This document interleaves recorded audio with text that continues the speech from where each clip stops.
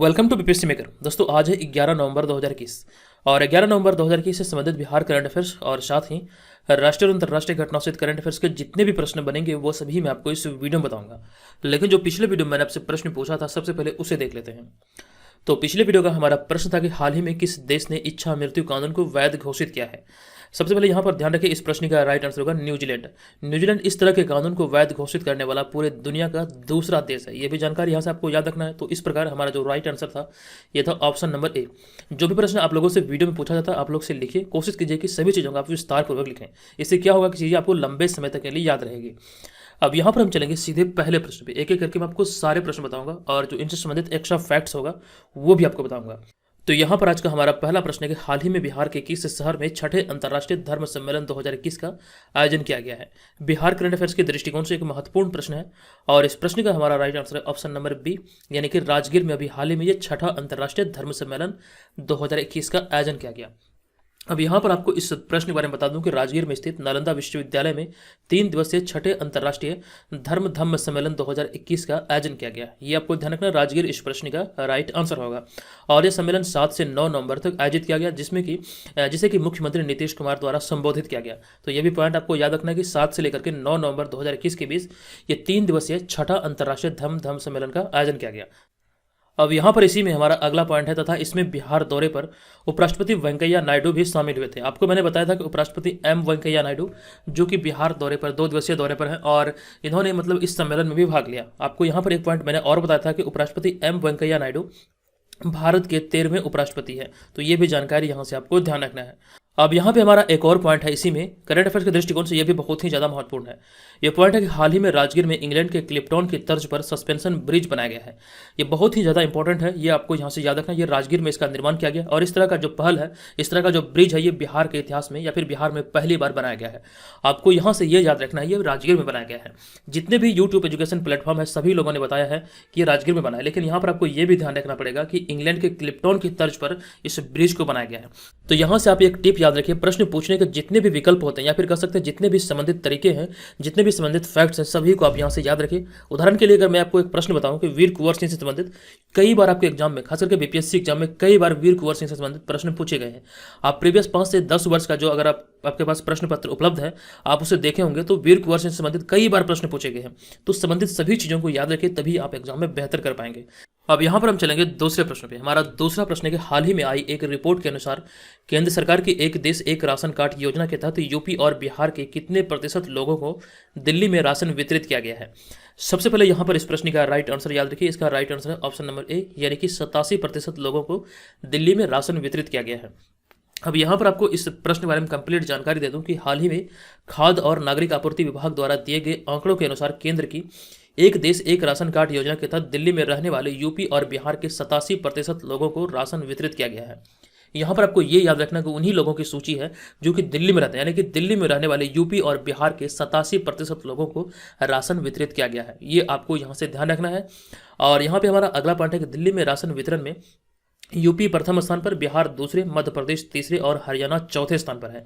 तो ये भी आंकड़े यहाँ से आप ध्यान रखें। इस सूची में प्रथम स्थान पर यूपी, दूसरे स्थान पर बिहार, तीसरे स्थान पर मध्य प्रदेश और हरियाणा चौथे स्थान पर है।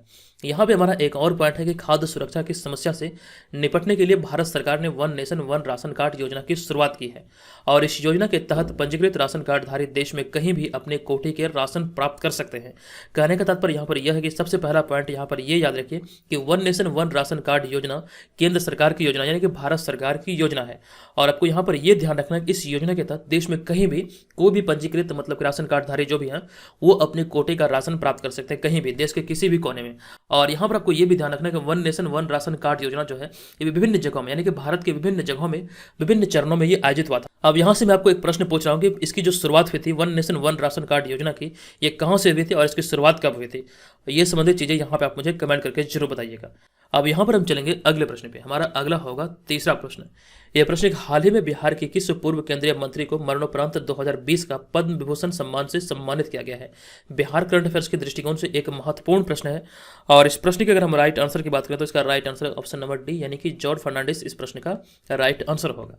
अब यहाँ पर आपको इस प्रश्न के बारे में बता दूं कि हाल ही में बिहार में केंद्रीय मंत्री रह चुके जॉर्ज फर्नांडिस को मरणोपरांत पद्म विभूषण से सम्मानित किया गया है।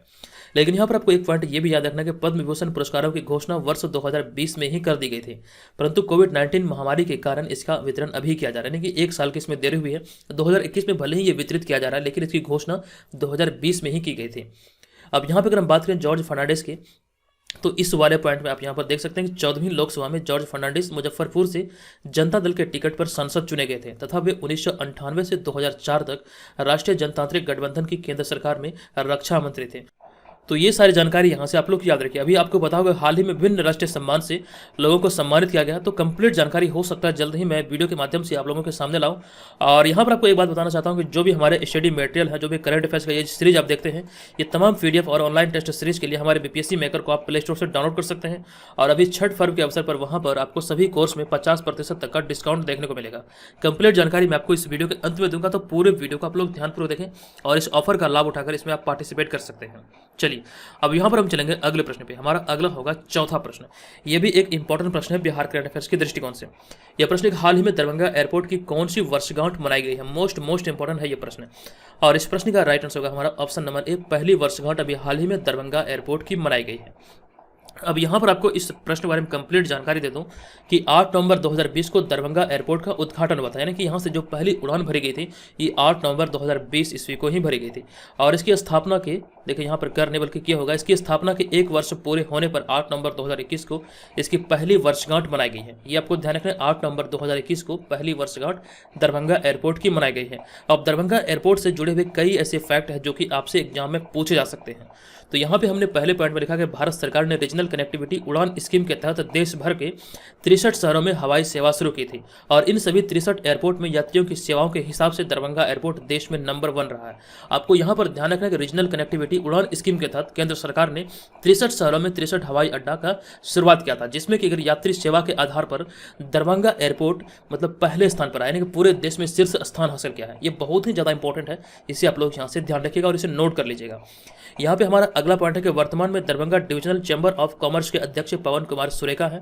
और एक पॉइंट और है कि हाल ही में दरभंगा जिला में बिहार का दूसरा तारामंडल के निर्माण की घोषणा की गई है, जबकि राज्य का पहला तारामंडल पटना में स्थित है। तो ये सारी जानकारी भी याद रखिए, बहुत ही ज़्यादा इंपॉर्टेंट होते हैं। हालांकि ये छोटे छोटे फैक्ट है, लेकिन ये आपको बहुत ज़्यादा हेल्प करेगा। सभी चीज़ों को यहाँ से अपनी कॉपी में जरूर नोट कीजिए। अब यहाँ पर हम चलेंगे 5वें प्रश्न पे। हमारा 5वां प्रश्न है कि हाल ही में भारत का पहला रूफटॉप ड्राइव इन थिएटर कहाँ लॉन्च किया गया है? तो इस प्रश्न का हमारा right answer option number C, यानी कि मुंबई में भी हाल ही में ये लॉन्च किया गया है। अब ये क्या होता है, कंप्लीट चीज़ों की जानकारी यहाँ से हम लोग देख लेते हैं। तो आपको बता दूं कि भारत के पहले ओपन एयर रूफटॉप ड्राइव इन मूवी थिएटर का उद्घाटन महाराष्ट्र की राजधानी मुंबई में रिलायंस इंडस्ट्रीज के जियो वर्ल्ड ड्राइव मॉल में किया गया है। आपको ये याद रखना है कि अभी हाल ही में यह महाराष्ट्र के मुंबई में स्थित रिलायंस इंडस्ट्रीज के जियो वर्ल्ड ड्राइव मॉल में किया गया है, जिसका नाम है ओपन एयर रूफटॉप ड्राइव इन मूवी थिएटर। आपको ध्यान रखना ऑप्शन नंबर सी यहाँ पर इस प्रश्न का राइट आंसर होगा। यहाँ पे इस वाले पॉइंट में आप देखकर सभी चीज़ों को समझ सकते हैं कि जो लोग फिल्म देखने के इच्छुक हैं वो अपनी गाड़ी में बैठकर यहाँ फिल्म देख सकते हैं। यहाँ फिलहाल 290 कारों की फैसिलिटी दी जा रही है, यानी कि 290 कार तक मतलब यहाँ पर मतलब कार में बैठे हुए ही फिल्म देखा जा सकता है। ये फैसिलिटी यहाँ पर दी जा रही है। और यहाँ पे हमारा अगला पॉइंट है इसी में कि थिएटर को रिलायंस रिटेल और मल्टीप्लेक्स चेन पीवीआर के साथ साझेदारी में लॉन्च किया, यानी कि दोनों के सहयोग से इसे लॉन्च किया गया है मुंबई के महाराष्ट्र के मुंबई में। और साथ ही साथ हमारा एक और पॉइंट है कि इस थिएटर में प्रदर्शित पहली फिल्म अक्षय कुमार की सूर्यवंशी है। तो ये भी जानकारी यहाँ से ध्यान रखिए। अभी हाल ही में ये मूवी रिलीज हुई है जिसका नाम है सूर्यवंशी और इसमें मुख्य अभिनेता के तौर पर है अक्षय कुमार। यही फिल्म अभी हाल ही में यहाँ पर इस थिएटर में पहली बार प्रदर्शित किया गया।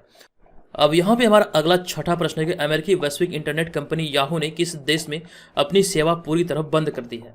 तो इस प्रश्न का हमारा right answer option number A, यानी कि चीन में अभी हाल ही में याहू ने अपनी सेवा को पूरी तरह से बंद किया है। ऑप्शन नंबर ए यहाँ पर इस प्रश्न का राइट आंसर होगा। इसकी घोषणा अभी हाल ही में की गई थी और इसे अभी हाल ही में पूरी तरह से बंद कर दिया गया है। अब यहाँ पर आपको बता दूं कि हाल ही में अमेरिकी वैश्विक इंटरनेट कंपनी याहू ने चीन में अपनी सेवा पूरी तरह से बंद कर दी है। आपको यहाँ पे बता दूं कि चीन में बढ़ती व्यापारिक चुनौतियों और खराब होते कानूनी माहौल के चलते याहू ने यह फैसला किया है। अब यहाँ पे बात रही याहू की, तो याहू के बारे में आप लोग बहुत अच्छी तरह से जानते होंगे। हालांकि यहाँ से कुछ प्रश्न आपके एग्जाम में बन सकते हैं, तो सभी चीज़ों को यहाँ पे हम लोग देख लेते हैं। तो याहू कंपनी जो सबसे पहले यहाँ पर ध्यान रखें, याहू एक अमेरिकी कंपनी है और याहू कंपनी की जो स्थापना हुई थी ये जनवरी 1994 में की गई थी और इसका मुख्यालय अमेरिका के कैलिफोर्निया में स्थित। और साथ ही साथ यहाँ पर आपको एक पॉइंट ये भी याद रखना पड़ेगा, इसका संस्थापक कौन है? तो याहू के जो संस्थापक ये हैं जेरी यंग और डेविड फिलो। तो ये भी जानकारी यहाँ से आप लोग ध्यान रखिए। हमारा 7वां प्रश्न है, द सेग विथ टू हॉर्न नामक पुस्तक किसके द्वारा लिखी गई है। इंपॉर्टेंट प्रश्न है और इस प्रश्न का हमारा राइट आंसर है ऑप्शन नंबर बी, यानी कि सुधा मूर्ति इस प्रश्न का राइट आंसर होगा। अब यहाँ पर आपको बता दूं कि प्रसिद्ध भारतीय लेखिका सुधा मूर्ति ने हाल ही में द सेग विथ टू हॉर्न नामक पुस्तक लिखी है और ये पुस्तक मुख्य रूप से बच्चों के लिए ही लिखी गई। ये आपको यहाँ से ध्यान रखना है, जिसे कि पफिन द्वारा प्रकाशित किया गया, यानी कि इसके प्रकाशक का नाम है पफिन और ये इसी प्रकाशक के द्वारा इस पुस्तक को प्रकाशित किया गया। इस पुस्तक का नाम है द सेग विथ टू हॉर्न और ये भी ध्यान रखिए, यह पुस्तक मुख्य रूप से बच्चों के लिए ही लिखा गया है। अब यहाँ पर इसके अतिरिक्त और भी कई सारे पॉइंट है। आप यहाँ पर ऑप्शन नंबर ए में देख रहे हैं सोनू सूद के बारे में मैंने लिखा है। तो सोनू सूद की अगर हम बात करें तो इसके अतिरिक्त सोनू सूद द्वारा आई एम नो मसीहा नामक पुस्तक लिखी गई है तथा अनुपम खेर ने your best days is today नामक पुस्तक लिखी गई। ये भी आपको यहाँ से ध्यान रखना है। जबकि अगर हम बात करें अरुंधति राय की, तो यहाँ से आपके प्रश्न कई बार एग्जाम में बने हैं अरुंधति राय से। तो अरुंधति राय ने आज़ादी नामक पुस्तक लिखी है और साथ ही साथ 1997 में अरुंधति राय की पुस्तक the God of small things के लिए उन्हें बुकर सम्मान से सम्मानित किया गया था। तो ये भी जानकारी यहाँ से आपको ध्यान रखना है। अरुंधति राय से कई बार एग्जाम में प्रश्न बने हैं, तो संबंधित चीजों की जानकारी यहाँ से आपको ध्यान रखना है। अब यहाँ पर हम चलेंगे अगले प्रश्न पे। हमारा अगला होगा 8वां प्रश्न। यह प्रश्न हाल ही में कौन पुरुषों की पेशेवर फ्रेंचाइजी क्रिकेट में पहली महिला कोच बनी है। इंपॉर्टेंट प्रश्न और इस प्रश्न का हमारा राइट आंसर है सारा टेलर, यानी कि ऑप्शन नंबर ए यहाँ पर इस प्रश्न का राइट आंसर होगा। अब यहाँ पर आपको इस प्रश्न के बारे में बता दूं कि हाल ही में इंग्लैंड की पूर्व विकेट कीपर बल्लेबाज सारा टेलर को पुरुषों की पेशेवर फ्रेंचाइजी क्रिकेट में कोच बनाया गया है। अब यहाँ पर हमारा इसी में अगला पॉइंट है, 19 नवंबर 2021 से शुरू होने वाले अबू धाबी T10 लीग के लिए उन्हें अबू धाबी का सहायक कोच नामित किया गया, यानी कि सारा टेलर को अभी हाल ही में अबू धाबी T10 लीग के लिए उन्हें अबू धाबी का सहायक कोच नामित किया गया है। ये आपको यहाँ से ध्यान रखना है। अगर हम बात करें सारा टेलर की, तो सारा टेलर ने 2019 में क्रिकेट से संन्यास लिया था, जो कि विकेट कीपर बल्लेबाज थे इंग्लैंड के। ये आपको यहाँ से ध्यान रखना है। और उन्होंने अपने इतिहास में, मतलब क्रिकेट के इतिहास में 10 टेस्ट, 126 वनडे यानी कि 126 एक दिवसीय और 90 T20 मैच खेले थे। अब यहाँ पर इन सब के अतिरिक्त एक और हमारा पॉइंट है जो कि भारतीय क्रिकेट से संबंधित है।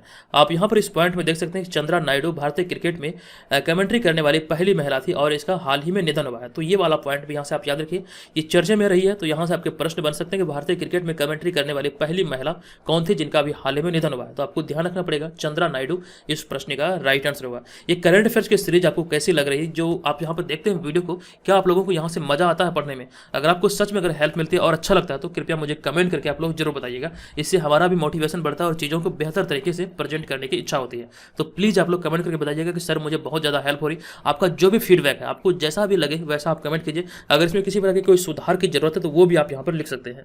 तो जो भी चीज़ें होगी आप कमेंट करके मुझे जरूर बताइए, मुझे आपके कमेंट का इंतजार रहेगा। अब यहाँ पर हम चलेंगे अगले प्रश्न पे। हमारा अगला प्रश्न होगा 9वां प्रश्न। यह प्रश्न कि हाल ही में किस राज्य की चंबा चप्पल को GI टैग मिला है। ये भी महत्वपूर्ण प्रश्न है। जो भी GI टैग वाले प्रश्न होते हैं ये बहुत ही ज़्यादा इंपॉर्टेंट होते हैं, क्योंकि यहाँ से प्रश्न बनते हैं।